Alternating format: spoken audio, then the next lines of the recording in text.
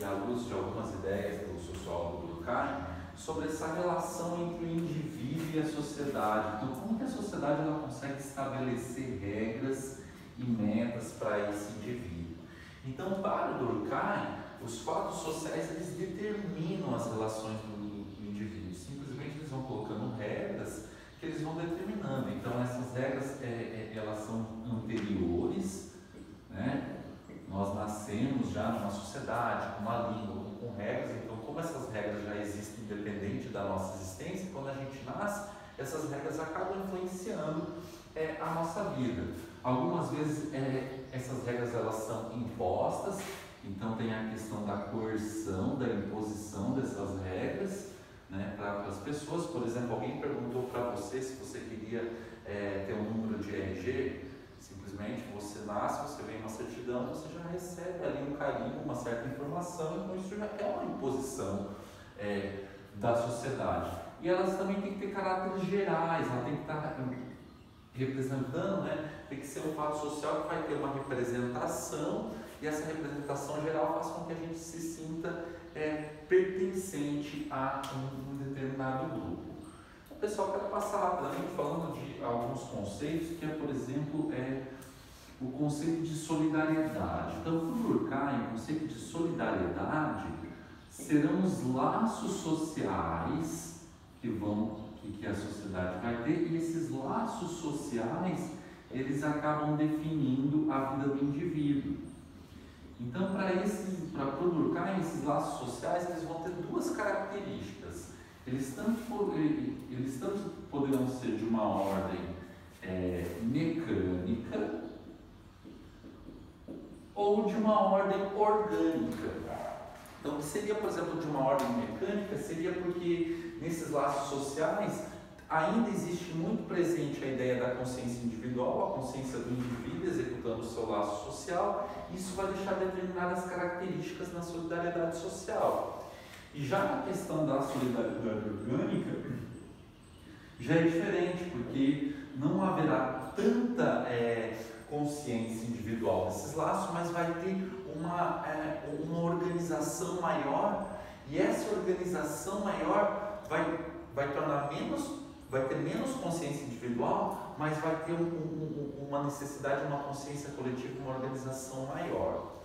Por exemplo, no exemplo assim, na solidariedade mecânica vão ter poucas pessoas que vão estar participando dessa sociedade. É geralmente uma sociedade formada por poucas pessoas.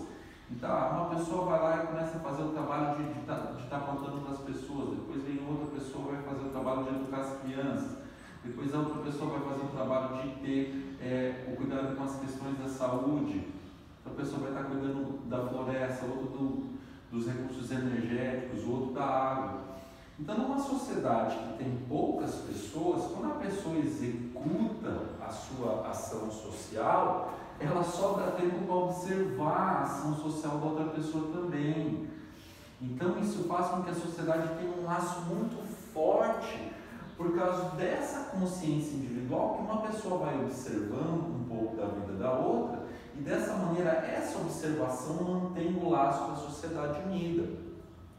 Então é um exemplo muito presente aqui em Imbituba da questão da pesca tradicional antiga. Se você vai vendo até as imagens, as fotos antigas, não havia cerca entre a casa das pessoas, porque uma pessoa cuidava da outra.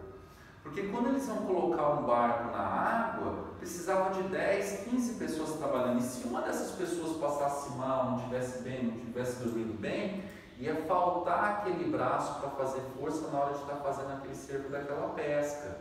Então, o que acontecia? Como tinham poucas pessoas que participavam daquele trabalho tradicional, todo mundo sabia muito bem da necessidade e da importância do trabalho dessa outra pessoa.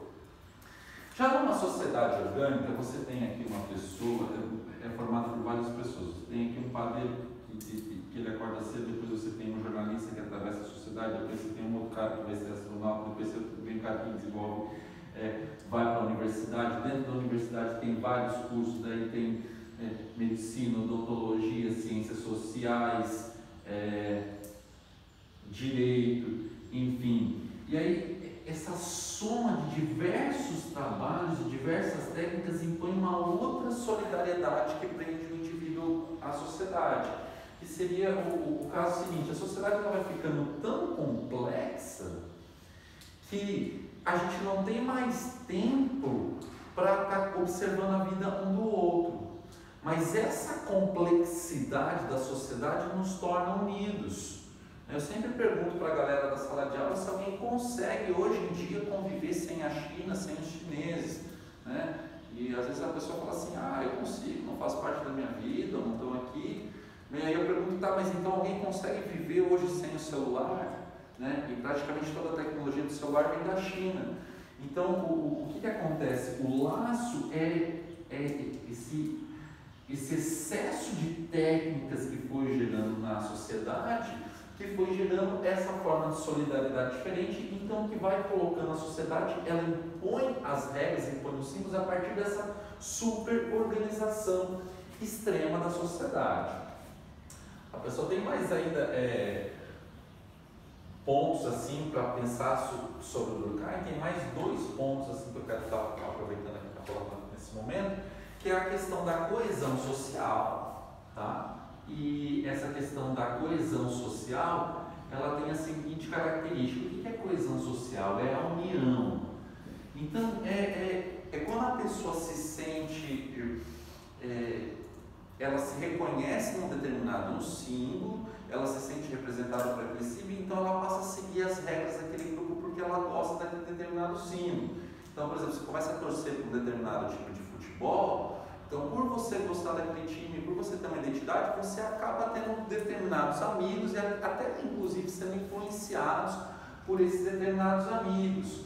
Então, esses símbolos que são gerais acabam colocando uma ordem, né, para a pessoa, mas não necessariamente uma ordem de obrigação. A pessoa acaba escolhendo, né, ela se identifica e com aquele grupo de símbolos que ela se identifica, ela acaba tendo uma coesão. Então esse grupo acaba influenciando essa pessoa. Então, por exemplo, lá no Brasil nós temos a coesão da língua portuguesa ou do território nacional. Então nós temos certas representações e certos fatos que nos dão essa ideia de pertencimento a um todo.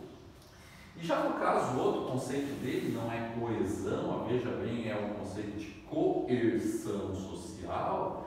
Aí nesse caso da coerção social pelo Durkheim, a sociedade vai impor a regra que o indivíduo tem que usar. E ao impor essa regra que o indivíduo vai ter que usar, ele vai ficar dentro de um determinado pertencimento. Por exemplo, todo mundo tem que ter um nome, todos têm que tomar vacina, todos têm que ir para a escola. Então são coerções sociais, ninguém pode andar com o carro voando na estrada. Ou seja, a própria sociedade vai colocando leis, e essas leis elas vão estar obrigando o indivíduo ser pertencente a essa determinada sociedade. Então é uma imposição, uma obrigação. Aqui não vai ter a escolha do indivíduo em termos de representação. E o outro ponto aqui que ele coloca, já que para encerrar, que é um ponto que eu vou estar colocando de maneira bem introdutória, porque é um ponto bem complexo, bem desenvolvido no Durkheim, que ele vai estar falando que os fatos sociais determinam o nosso pensamento. Como eu falei isso, porque os fatos sociais eles são anteriores a nós. Então os fatos sociais eles são anteriores a nós. Então o que isso significa? Olha só, como eles são anteriores a nós, eles têm símbolos sociais que vão colocar regras e normas na gente, sem que a gente perceba. Então o Durkheim vai querer entender como é que essas regras formaram, como é que essas regras formaram o fato social, esse sentimento de sociedade. Então ele vai lá buscando as sociedades mais antigas, as organizações, e ele percebe que o fato religioso ele acabou impondo certas leis na sociedade e que essas leis elas acabaram se tornando esses fatos sociais anteriores que acabam nos influenciando. Mas como é que ele descobriu isso? Como é que ele vai entender isso? Ele não ficou tentando entender a origem divina, né, das questões religiosas, mas ele percebeu que as sociedades lá no passado, elas dividiam os símbolos entre bem e mal. elas faziam uma divisão entre aquilo que era sagrado e aquilo que era profano, ou seja, aquilo que era do bem e aquilo que era do mal. Se eu acender uma vela, que agora vai ser apenas uma vela acesa, ela vai estar aquecendo, vai estar esterilizando, daqui um pouco vai ser uma vela acesa. Agora, se eu pegar essa vela, for lá dentro da igreja e colocar ela acesa em cima do altar, ela vai ter um significado religioso. Então, a religião foi a primeira forma de classificação simbólica para o Durkheim, que gerou no nosso pensamento essa divisão simbólica. A partir da divisão entre o bem e o mal, então o ser humano passou a estar classificando. Então essas classificações lá do primórdio, depois quando nasce uma outra pessoa, já tem uma classificação do que é certo e do que é errado. Vai nesse caminho, não vai naquele. Então é uma outra maneira, né? É mais uma maneira do fato social, então, está impondo uma representação e uma obrigação para os indivíduos, tá? Todos esses pontos aqui o Durkheim vai desenvolvendo bastante, mas é uma introdução.